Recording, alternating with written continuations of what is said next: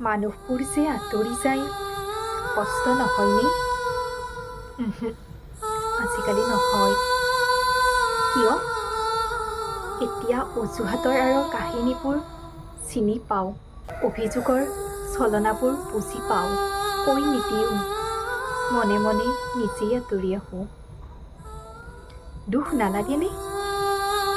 নালাগে।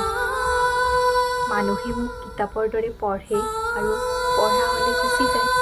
কিতাপক বাৰে বাৰে কিয় পঢ়িব? যোৱাৰ পাছত মনত নপৰেনে? পৰে। মনত পৰাবোৰেৰে নতুন কাহিনী এটা লিখি থওঁ।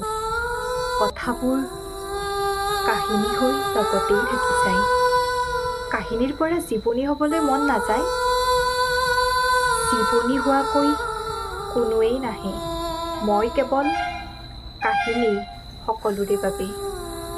কাহিনী বাবেই তোমাক মানুহে ভাল পায়। এৰা, জীৱনীত নিষিদ্ধ বাবেই মানুহে মোক কাহিনী বুলি ভাবে। ভালে থাকিবা সদায়।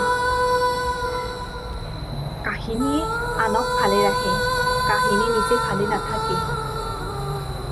কাহিনীক ভালে ৰাখিব পৰাকৈ আজিলৈকে কোনো চৰিত্ৰৰ সৃষ্টিয়েই হোৱা নাই। কাহিনী লিখা মানুহবোৰৰো কাহিনী থাকে।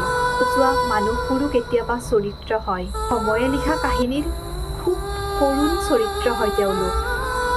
সেই কাহিনী আনে নপঢ়ে, পঢ়িব নোৱাৰে। কাহিনী লিখি আনক ভালে ৰাখিলেও লিখাজনক কাহিনীয়ে ভালে নাৰাখে, হয়তো ৰাখিব নোৱাৰে।